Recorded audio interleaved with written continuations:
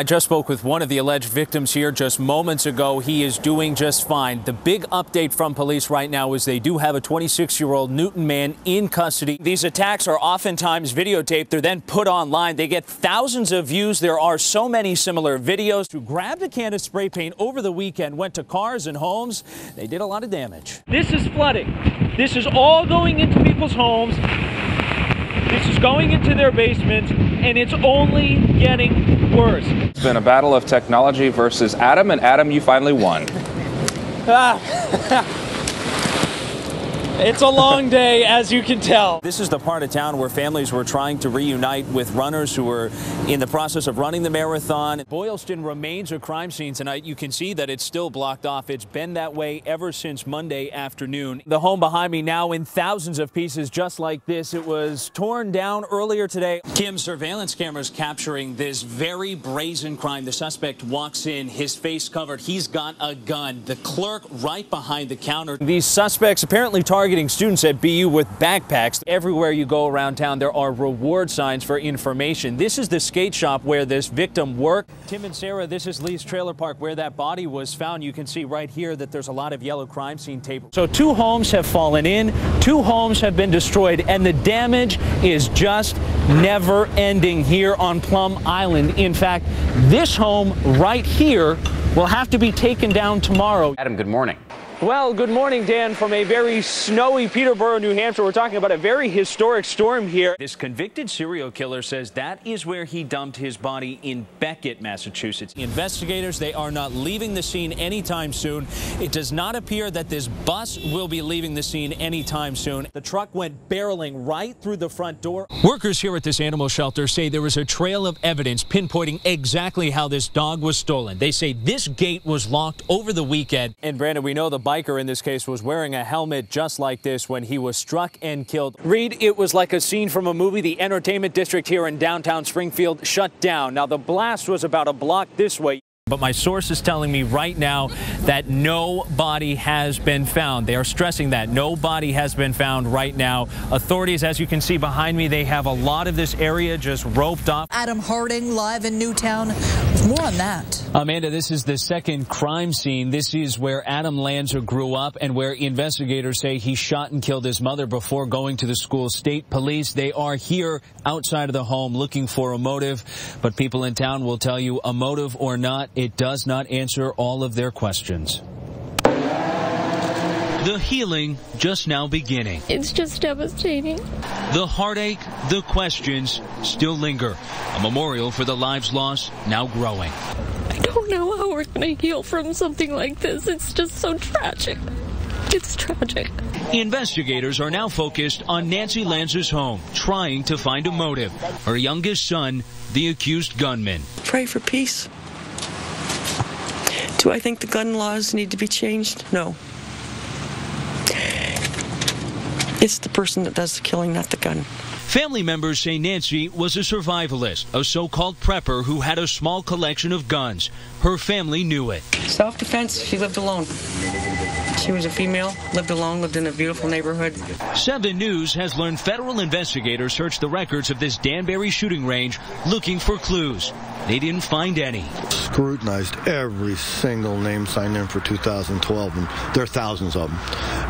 And they determined that they had not ever been here. Investigators think he used his mother's arsenal to unleash terror at Sandy Hook Elementary. But why he targeted the school is a mystery. We now know his mother was never a full-time teacher there. Why did he go to that school? The husband of a kindergarten teacher who just last year taught half of the 20 children killed is desperately asking why. It's heart-wrenching. And the next week's going to be really much harder. We may never have all the answers, but this community is committed to healing together. Family members say Nancy Lanza was a loving mother and would have done anything for her son. Family members also say there were no indications, no warning signs that Adam Lanza could be capable of all of this. Reporting live in Newtown, Connecticut, Adam Harding, 7 News 19. Among the dozens hurt in Monday's blast, Lorraine Gagnon's cousin, who was cheering on the runners. Nobody knew where she was. Nobody really knew much of anything. Family members say she lost both of her legs. Her daughter also hurt in the chaos. We don't know anything about what's going on with her. All we know is that she's in a surgical unit. Celeste seems to think she has something in her leg. That's all Celeste knows. Mother and daughter are being treated at Boston Medical Center. Family members worry Lorraine's cousin has no idea she's lost her legs. I'm numb. I'm just numb. Lorraine's husband, who spent 4 years as an Army medic, ran the 3 miles from Charlestown to the blast site just to help. He had no idea at the time this tragedy would hit so close to home. It was definitely needed at the time, so I decided I had to go. When I got there, it was just chaotic. People were still trying to get out. The looks of terror on people's faces that I've seen tonight, it's just something that's not going to go away for a while. I'm angry at the fact that this is happening in our backyard. I mean, this is something that you would see in a war zone, not something you'd see here in Boston. Family members telling me that as horrific as yesterday was, they anticipate today will be even tougher on the family once the victims in the hospital learn exactly how widespread all of the damage is across town. Live in Boston, Adam Harding, 7 News Today, New England. So with the FBI... Reed, it was like a scene from a movie. The entertainment district here in downtown Springfield shut down. Now, the blast was about a block this way. You can see there's yellow crime scene tape everywhere, and this explosion could be felt all across town. The Springfield explosion caught on camera. We just heard a big boom and like shattered glasses from the buildings fell down. Jasmine Evans was just feet from the blast. She was terrified. It was the end of the world.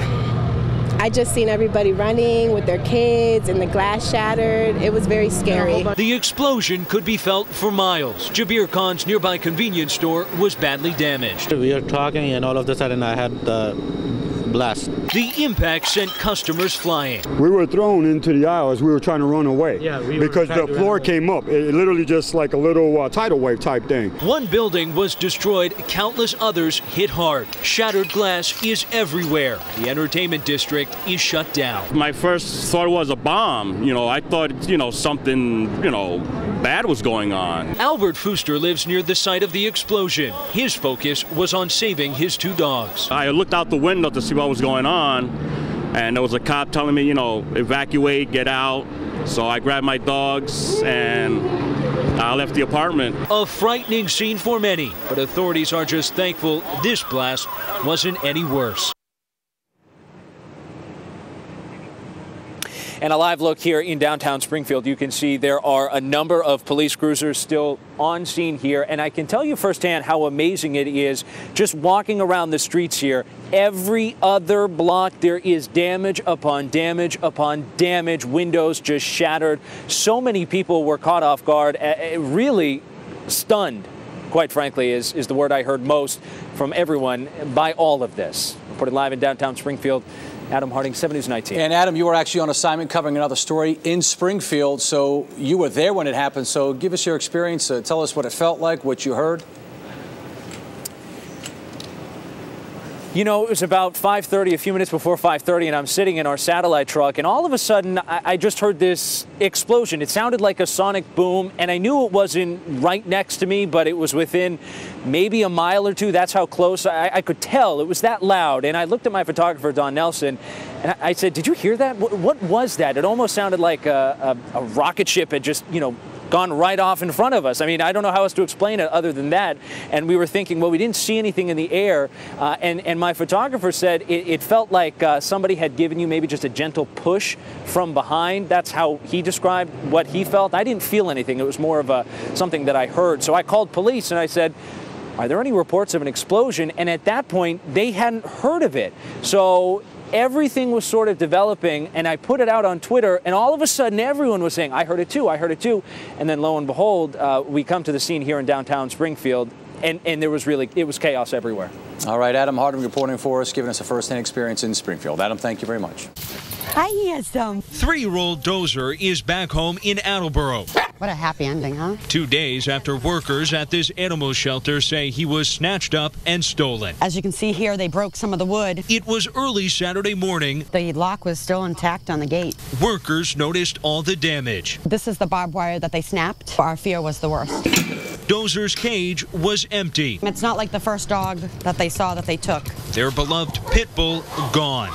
So they just opened it, took him, kicked open the back gate, and off they went. Dozer's been at the shelter for more than a year. I don't think that this was a one-person job. Workers think he was targeted. We feared the worst, that somebody was going to take him for possible fighting or something of that nature, so we went into full mode. Volunteer searchers spent the weekend canvassing the town with flyers. Pulling out all the stops for this one, because, you know, we put our heart and souls into these dogs. He's a great dog. A tipster led workers to the missing dog's whereabouts. They won't say how they got him back, but confirm a criminal investigation is underway. The bottom line is he's back, he's safe, and our goal right now will be obviously to bring justice to who took him and to get him into a home. Dozer's cage is still empty, but he'll be coming back here to the animal shelter shortly. Flyers like this, they put about 2,700 up across town when Dozer went missing. They've all since come down. Workers say they are working to improve measures around the facility to make sure something like this never happens again. Police so far, they have not said if they have any suspects in this case. In Attleboro, Adam Harding, 7 News 19.